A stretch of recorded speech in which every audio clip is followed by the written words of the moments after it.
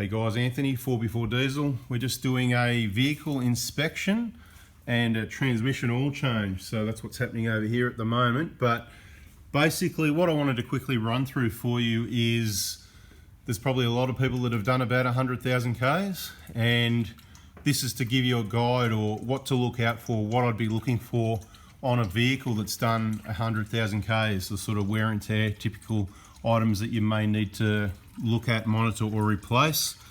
Okay, so I'd like to say this vehicle, we haven't serviced it.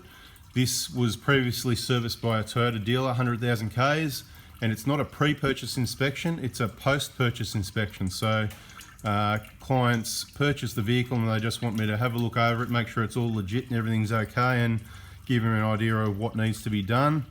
So 100,000 Ks, there's not a lot to see, but I'll go through a few of the things we have seen and what to look out for. It was his choice to do a transmission oil flush, which is probably a good idea. The car is 7 years old.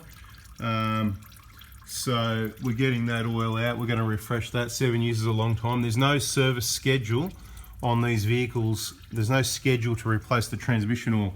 In case you missed it in other videos, my recommendation is, while it's under warranty, leave it sealed, unless you're going to trust a Toyota dealer to do that oil change. If you think you're going to keep the car forever, it's probably a wise idea to get it changed. If you've got a long warranty like 5 or 7 years and you've done 150, 200,000 Ks, it's probably wise to get it changed under warranty, but by them. That way, if there's any issues, they're the ones that have done the work. Okay, so they'll love that, even though I'm not saying we trust them or the people working there to do the job right. Anyway, now they don't love it anymore, see? We can go either way. So look, the things we're looking at here, at 100,000 Ks, the typical averages are, you're going to need rear brake pads soon. It's usually either side of 100,000 Ks. So even with the wheels on, I'm going to try and do the best I can. You can have a look through here to the brake pads. You can see there's not a lot left. Can you see that? I can see it. Let me just... So what are you looking at? If you don't know what you're looking at, then take it to an expert. You need to have it professionally checked. But this would make it look like this video. There's actually a bit more than what the video is making it look like, but there's not much there. So rear pads are going to be due. Keep an eye on those. They can be due under 100,000 Ks or over. These have been, it has been said these videos will, sorry, not these videos, these brake pads will last till 110,000 K service. By having the 100,000 done, they've got to guarantee that. So 110,000 Ks, they'll get done. The next thing is your front pads. You need to keep an eye on those as well. They're usually around about the 120,000 Ks, right? So to see those, you need to come in behind the back wheel is the easiest way. If you're looking at it with the wheel on, and have a look in here. And if you know what you're looking at, this may be hard for you to pick out if you're a DIY, but you're looking at the thickness of meat between the backing plate and the rotor, okay? So I'm not going to try and show you what these are, I'm just telling you what to check, right? So I would estimate these are going to last till 120,000 Ks. So they're the two things as far as wear and tear goes. Obviously tyres is normally something you can look at, but this came with a set of fairly fresh KO2s on it, so happy. 100,000 Ks, it's probably time to replace your suspension. If you haven't done a lift kit and you've got the original stuff, see those struts there, they're not bad, they've just got normal wear and tear. They're fairly good quality items. Don't worry about that bit of dust stuck to a bit of grease over that upper ball joint boot, that's all standard.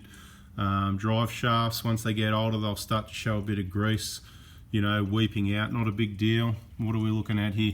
The other thing we're going to check for is play in the wheel bearings, okay? So grab the wheels, give them a wobble, see if there's any play in the wheel bearings, and on a road test, make sure that they're not noisy or anything like that. Upper ball joints, again, you can see that dust over the grease, just how they are, okay? So don't worry about that. Don't think you need to go and replace your arms or your ball joints or anything like that. This is your typical looking drive shaft as well.